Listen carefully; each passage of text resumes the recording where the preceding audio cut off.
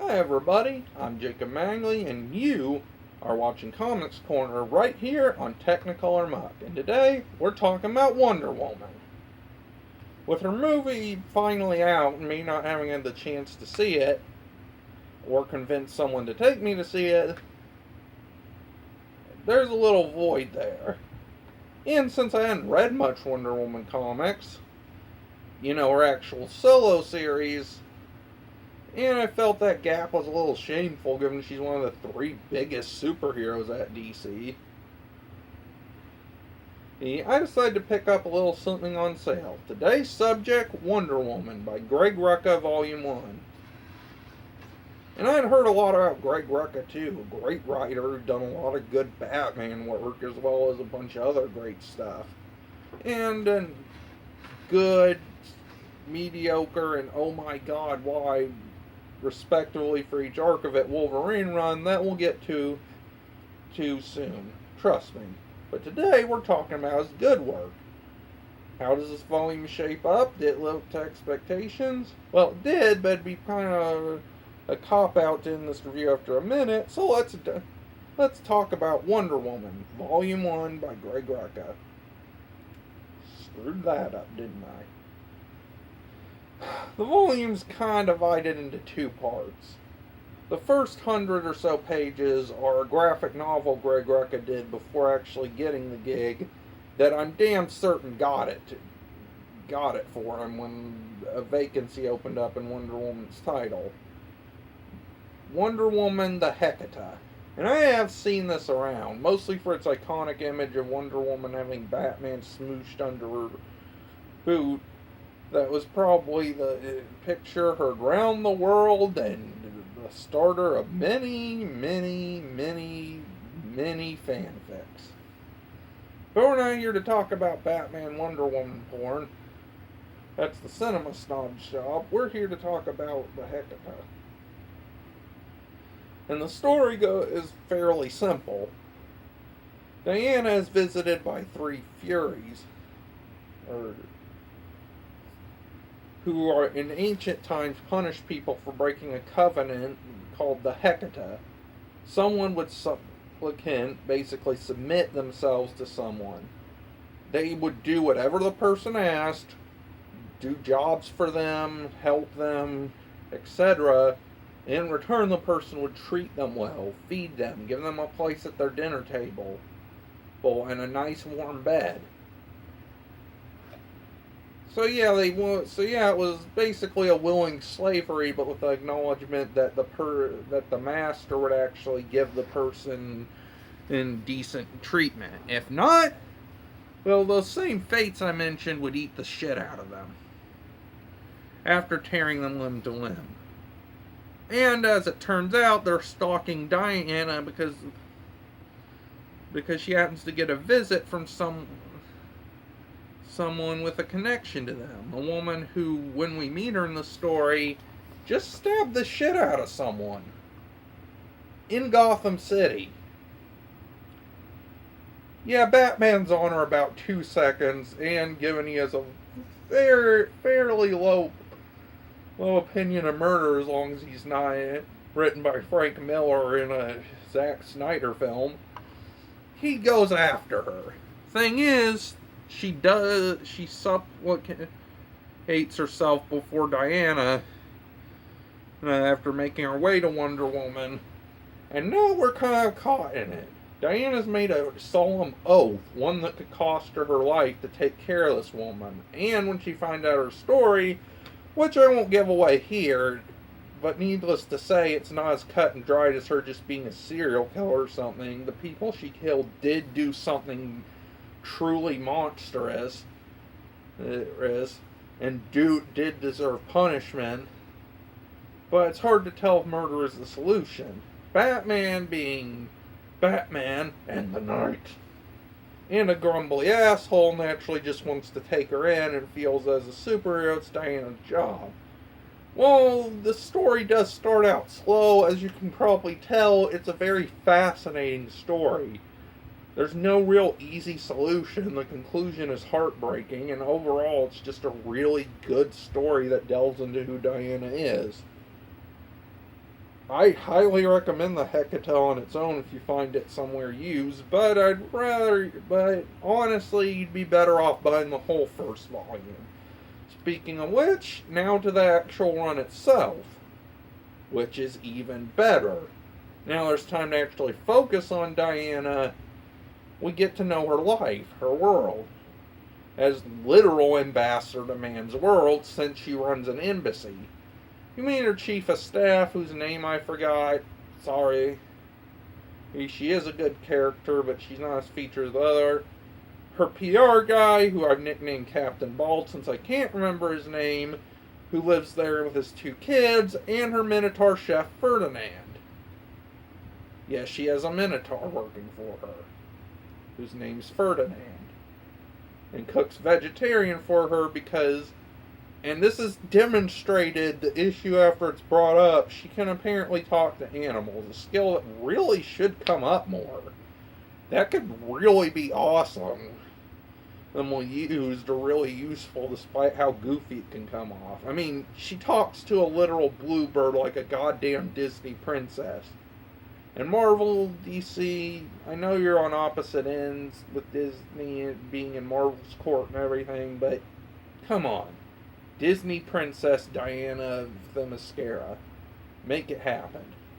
Anyways, joining them and our viewpoint character evening is Jonah, a 30-something guy who, despite the low salary, joined it because he honestly thinks Diana makes a difference in the world.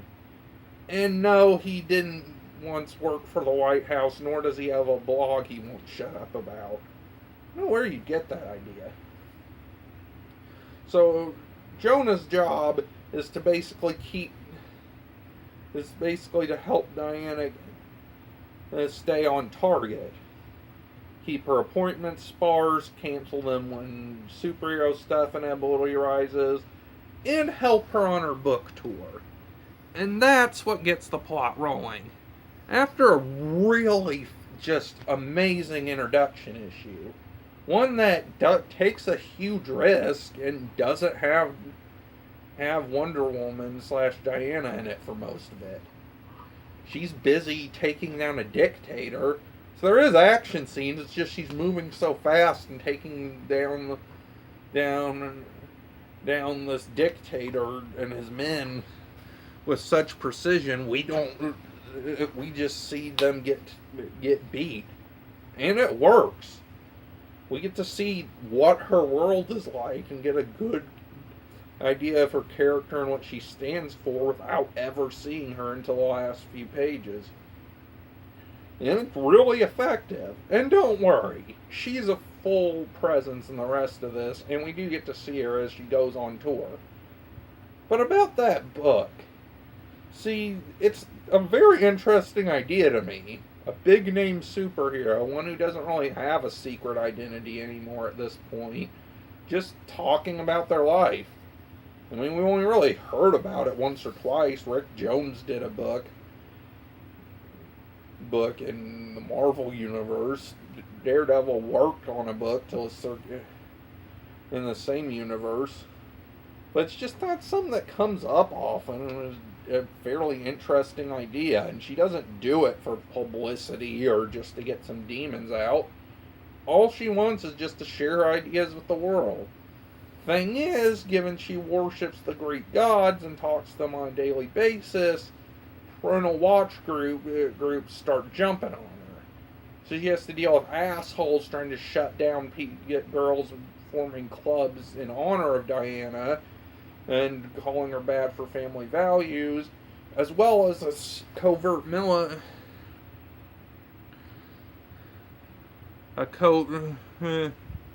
covert strike by a female mogul who wants to shut her down for very personal reasons. Diana didn't do anything for her, she just has a grudge for reasons I won't get into.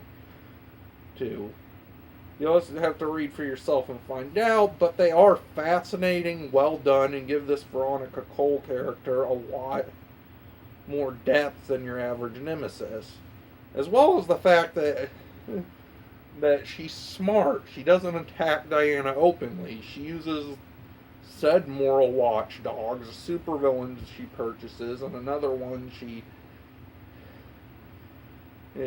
gets out of imprisonment that she utterly loathes as weapons.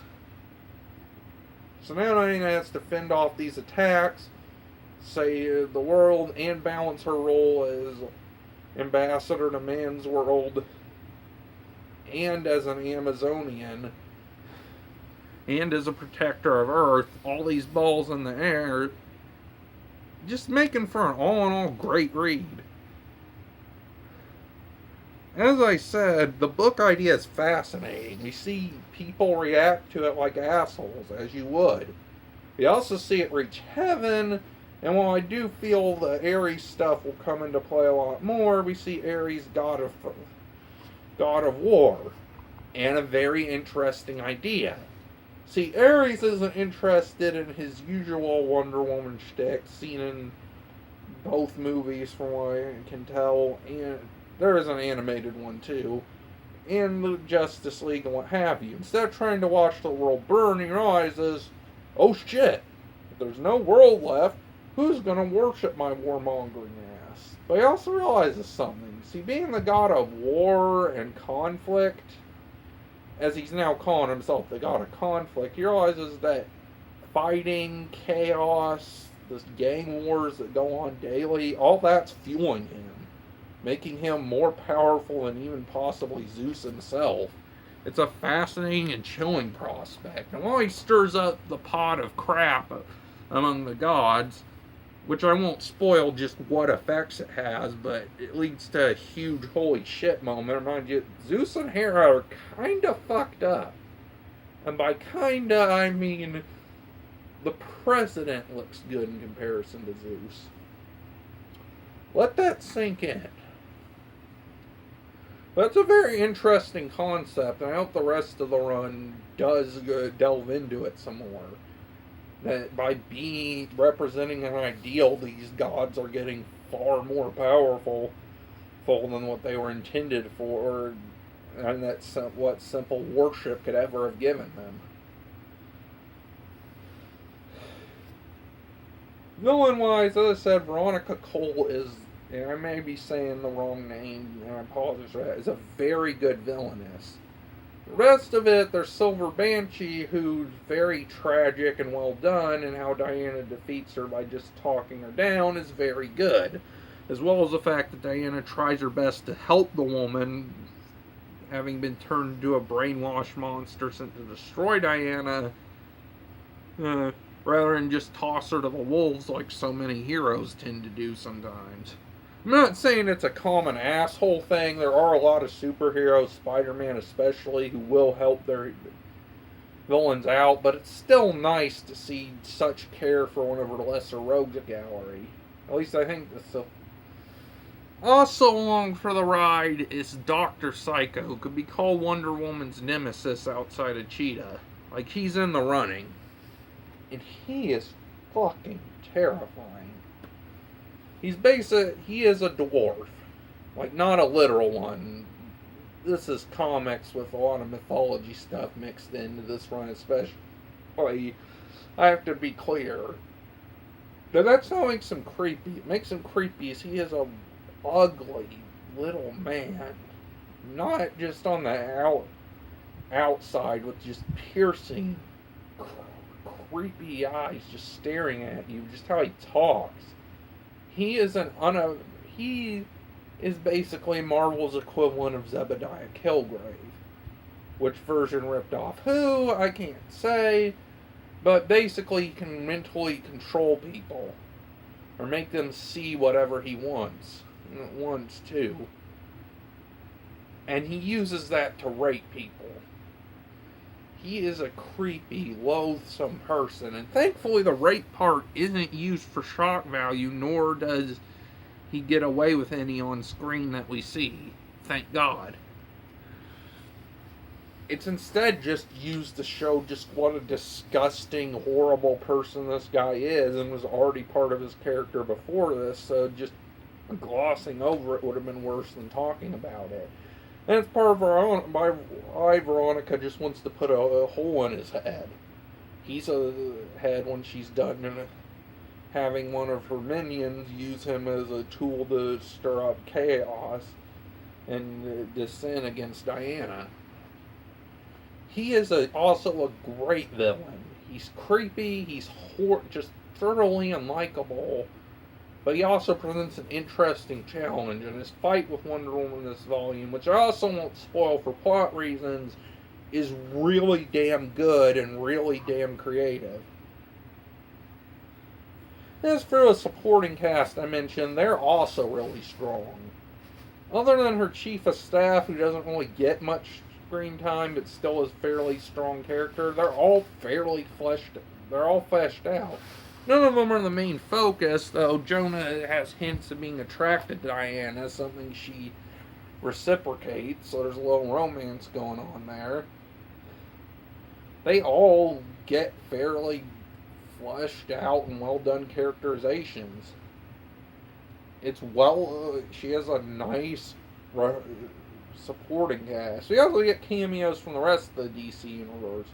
Batman helps her solve a murder at one point. Superman just shows up unexpectedly to deliver his thoughts on her book in the second issue.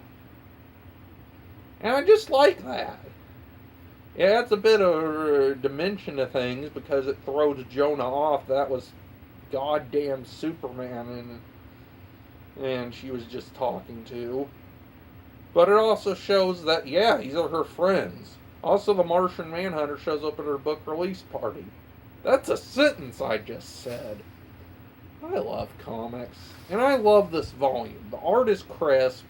The covers are fucking gorgeous. And the story is compelling, well done, and shows